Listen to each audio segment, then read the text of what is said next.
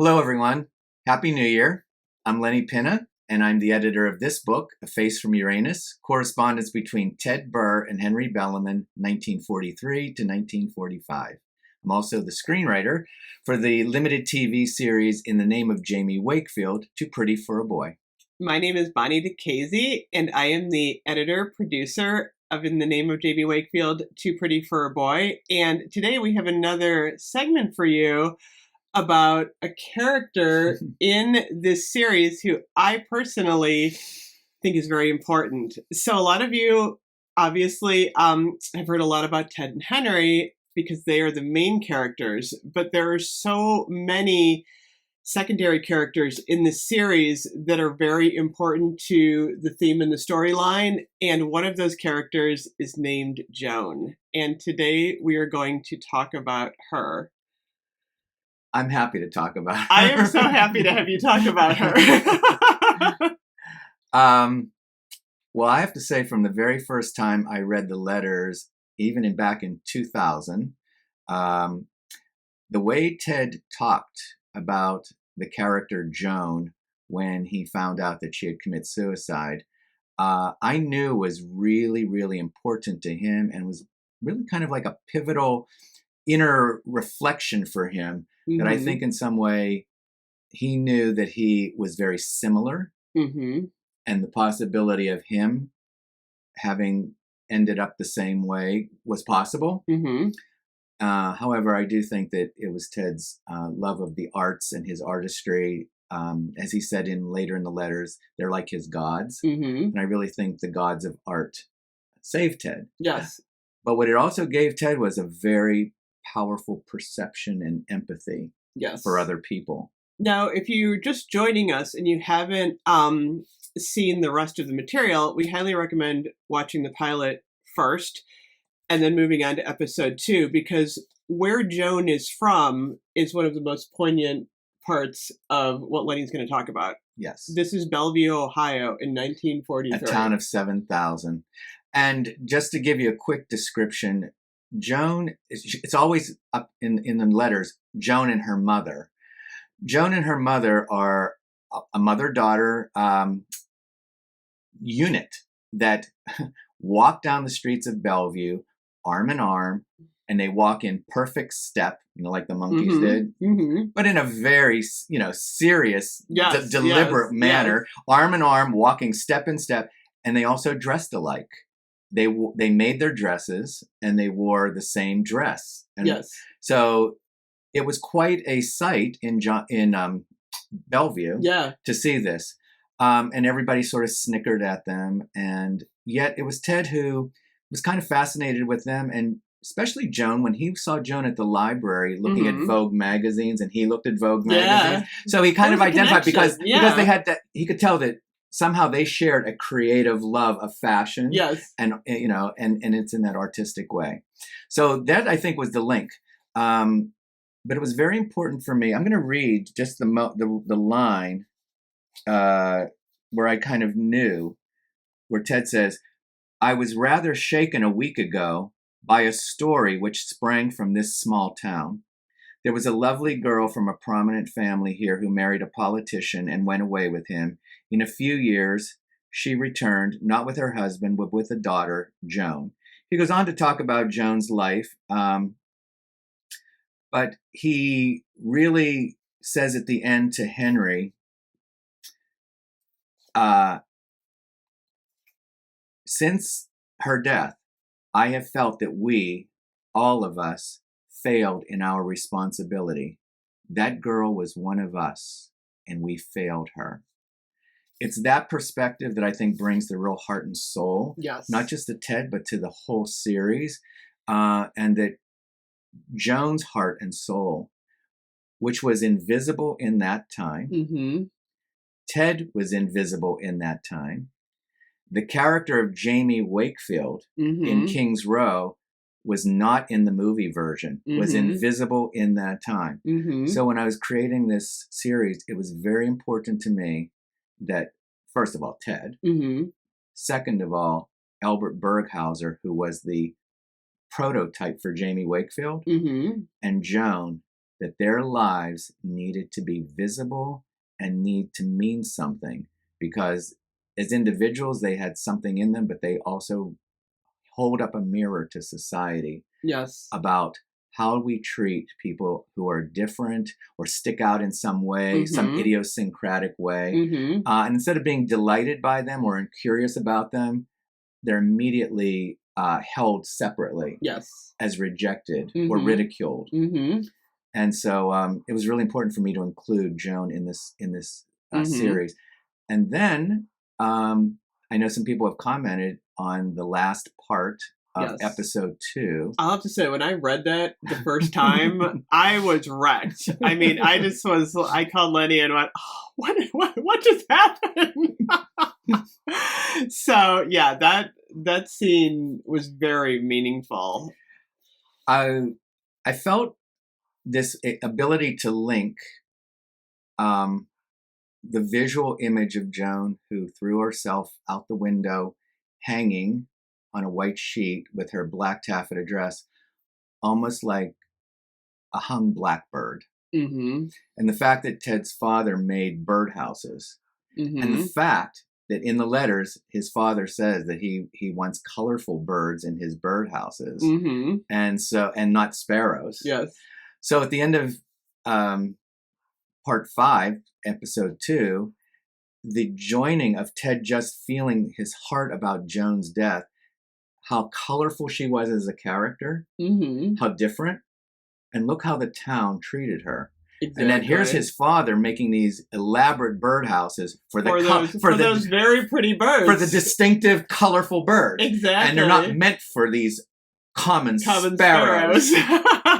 And the ironic juxtaposition that a town who all conform in general to being like a common bunch of sparrows, they ridicule and reject the beautiful birds like Tedd and Joan, and for being colorful and different. And it's like the ironic juxtaposition of, you can see that in the birds, but you can't see it in people, in human beings. I know, that's amazing. I know. And so I do think it powerfully makes the point that not only is this series about Tedd and Henry, this series, there's a character in this series. It's a very large character in this series, and it's society itself. That at times is actually the villain in this whole series. And we're hoping that by seeing this ourselves in society, the reflection, that we have the ability to transform ourselves, to not be the ones who will reject or ridicule. We can learn. And I have to point out Henry's response to Tedd. Well, you know what? I just had a thought that I found was interesting when you were talking, is that between like Tedd and Henry was more sheltered because he was in the Ansonia Hotel. He had more fame and, position in society, where Tedd was exposed. To the people. Exactly. He had no place to protect himself like Henry, which was really interesting. I know. Henry in his early life was more like Tedd. But he was also an outsider, ostracized by society. He himself was ostracized. He built these walls around himself. He built an image. And walls. And surrounded himself with the culture, with the art. But here's what's interesting. After Tedd tells him about how shaken he was about Joan's death, in one of the next letters, Henry says to him, "It shocks me more than a little that you do concern yourself so violently with a personal tragedy when the world is in the struggle of trying to save itself from destruction." That's amazing. He absolutely disregards and minimizes Joan's death and its importance to Tedd. Because at the moment, he's now thinking about, and of course, everybody's thinking about the World War II. But that doesn't. Why can't both exist? Why can't both be important? Why can't both be like? Oh, that's sad that there's a personal tragedy among the great tragedies of the world. But it's like, no. I'm shocked that you would be so violently concerned about a person. And the word violently meaning that powerful word. Yeah, it is, because Tedd's passion, that's not violent. It's actually compassion, empathy, And he's calling it your violent reaction to a personal tragedy. Exactly. So in that moment, Henry represents society. Yes, he does. He does. And he's standing behind this wall. And standing behind that. That's protecting him. Yeah. He's not able to be vulnerable about it because he's protected so much. Yes. So I feel like the combination of all of those elements make a very strong point in the series of the main theme. Exactly. How do we treat people who are different? Exactly. Or idiosyncratic, colorful, anything different. And I know an important part for you, because we have talked about this during the summer, I remember, and it was so poignant that Joan never had a voice, and you gave her that voice. That was one of the successes of this project. It was like, Joan must become a character. Yes. And even though her and her mother only walk down the street, nod, and little smiles to Ted, like 3 times,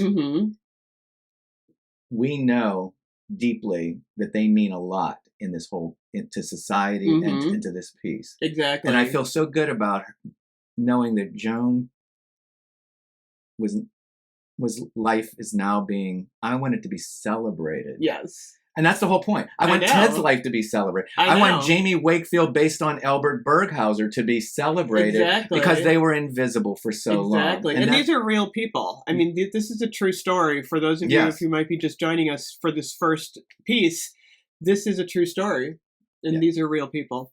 And so I'm glad that people picked up on the importance of Joan to Ted and Joan to society, and I just wanted to give you a little bit of why it has been so important to me to include a character that might seem incidental, but really is very, very instrumental to understanding what was going on in society at that time. Exactly. And it holds up a mirror to the society that we are now. Exactly. And, it's interesting that we're doing this on New Year's Eve. I think this is an amazing kind of reflection of the year. Yes. That we're talking about Joan today. Yeah. It makes me happy. It does. Yeah, because we're entering the new year and we're promoting visibility. Yes. Visibility. And I think I guess on some level, we're promoting the visibility of this TV series that's been waiting 23 years in an invisible way. Exactly. To break through. Exactly. So I guess maybe on some level, that's why it all means so much to me, is that you just want the truth, the heart and soul and passion to be made visible. Rather than it always being contained. Exactly. And I guess in some way I identify. I do too. With these characters. We all do. I think that's something we all can. That is it. It is. I think it's a universal thing. It's in all of us. And you know what? And now that we're talking about it, that's where society in general, they're like Henry. Everybody feels it and puts a wall around themselves to not feel it. Exactly. But it's that agreement to not feel it that causes more and more people to suffer. Yes, exactly. Rather than open up and go, I know how that feels. Exactly. I know how that feels. And, Instead, you feel like it's easier just to say, I'm going to stay here back with these other people and put my wall up and just say, oh, well, that person's strange or that person is, That's the easy thing to do. That's the easy thing to do.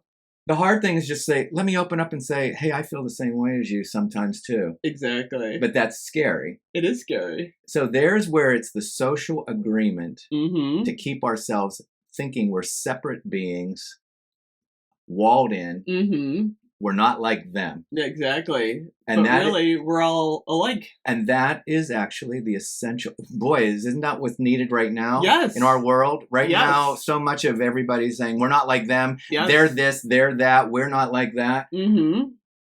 That's got to break down. And it's a series like this that says, we got to break this down. It gets people talking. And get us back to bridging to what really feeling what's going on the inside of somebody you immediately dismiss as other. Exactly. Different. And the consequences and the tragedy of Joan, like, what could she have become had she been able to break through this? Like, she could have flourished as a fashion designer. As something. And I know. The other, this is a cautionary tale as well by bringing it out now. There are many young people that feel different that end up like Joan. Exactly. We have a suicide rate for young people who are different. I know. And it's us as a society that play a part in their life. Exactly. They don't just commit suicide alone. No. They commit suicide in relation to us. Exactly. And Tedd says, she was one of us. Mm-hmm. And we failed And that's her. why Tedd feels so deeply... This is a tragedy for him. I mean, he feels this. He feels the depth of the tragedy. Exactly. And if you saw some of the earlier part of episode 2, Tedd himself was depressed to the point where there was a thought like he could possibly think about and harming himself. I felt that. Well, he tells Henry at different times. Exactly. This is one of the first times in my life that I don't wish I were dead. Exactly. Can you imagine Tedd? I know. Who is so... All that we've learned from him in this book and everything, that if he had felt, I can't make it anymore, like Joan. I know. I mean, what a tragedy that would be. I know. So we have Tedd's... Well, what Tedd had was his family, too. Yes. Tedd's family, by and large, he had some, people who treated him negatively. The part that I don't think we mentioned is that Joan's mother had passed away. That's it. That was the major difference. She had her mother all those years, and then when her mother was gone, she was so alone, and nobody befriended her. So thankfully, Tedd did have that family. Absolutely. That was, Helen, his sister. And a few friends. Girlfriends. Girlfriends.